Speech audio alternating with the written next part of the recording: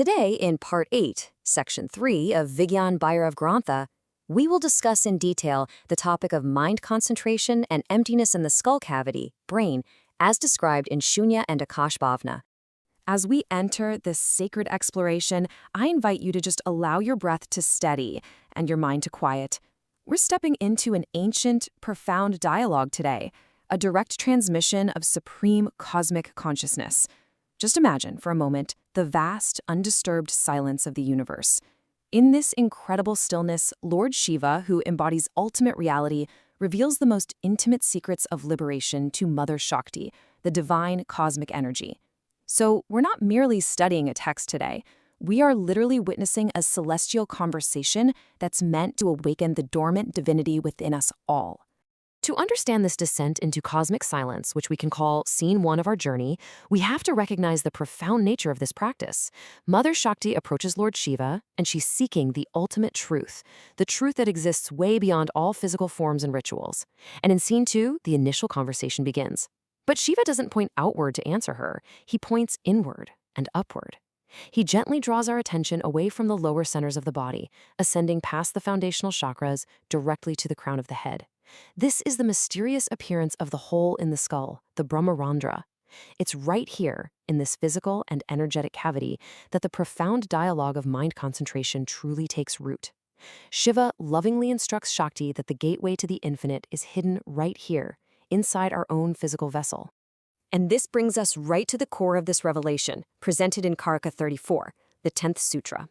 The original Sanskrit verse is so beautiful. It says, Kapalantar manonyasya, tishtan militalotana, kramena manaso darjat, lakshyat lakshyamuttamam.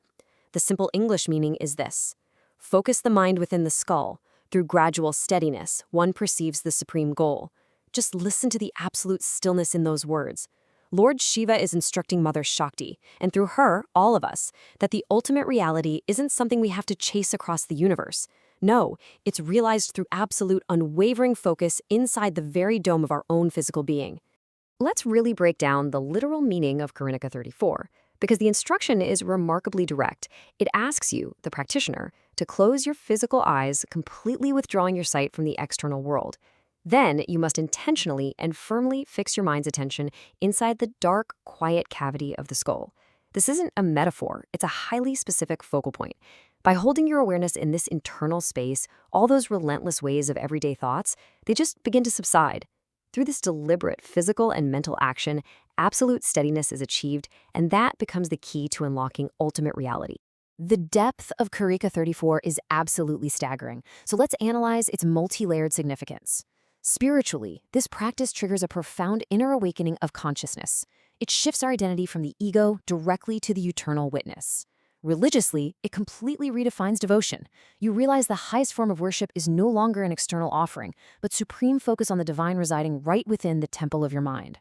From a tantric perspective, which brings us to Scene 3, the tantric union, this focus is the precise mechanism for piercing the knot. It's the exact location where the ascending energy of Shakti finally merges with the absolute consciousness of Shiva. Philosophically, diving into this inner cavity allows us to experience non-dualism, realizing the emptiness inside the head is identical to the supreme emptiness of the cosmos. And practically, it offers a highly effective experiential concentration technique that bypasses all that complex intellectual philosophy for direct, immediate experience. To fully grasp this, we really need to contrast two profound spiritual paths. This takes us through Scenes 4 and 5. On one side, we have the traditional Patanjali Yoga Sutras. Patanjali's method often involves a dualistic focus, requiring strict, disciplined restraint of the mind, a really rigorous effort to control your thoughts. But Vigyan Bhairav belongs to the tradition of Kashmir Shaivism, pointing towards Pararaja, the supreme state. And here, the approach is entirely different. It's not about forcefully restraining the mind. It's about a spontaneous, non-dual immersion. When your mind is gently placed into the emptiness of the skull cavity, an inner light, a divine illumination, mysteriously appears. So rather than a forceful subjugation of the self, it is a beautiful surrender to that light in the head, an effortless dissolution into cosmic consciousness. Now moving into Scenes 6 and 7, let's walk through the practical application and scientific method of this sadhana. Imagine embarking on this step-by-step experimental journey yourself. Step 1. Posture, body position, and relaxation. You sit with the spine perfectly straight, grounding the body and relaxing every muscle. Step 2. From external understanding to the journey within. You close your eyes, withdrawing your senses from the outside world, bringing all that scattered energy inward. Step 3. Discovery of the hole in the skull. You gently guide your undivided attention to the upper cavity of the head. Step 4. Appearance of light in the head. As your concentration deepens, you perceive a radiant, uncaused light illuminating this dark inner void. Step 5. Realization of the union of Shiva and Shakti. In this luminous space, the illusion of separation vanishes. The individual soul, Shakti, recognizes its eternal oneness with cosmic consciousness, Shiva. And finally, step 6. The mind plunges into an unexplainable emptiness. All concepts and dualities dissolve. The mind simply ceases to be, plunging into a supreme, peaceful void. And this brings us to scene 8, the ultimate culmination of the practice, the final step towards Shivatva. As the mind plunges deeply into the silent void of the skull, a profound alchemy occurs. You are no longer a separate individual attempting to meditate.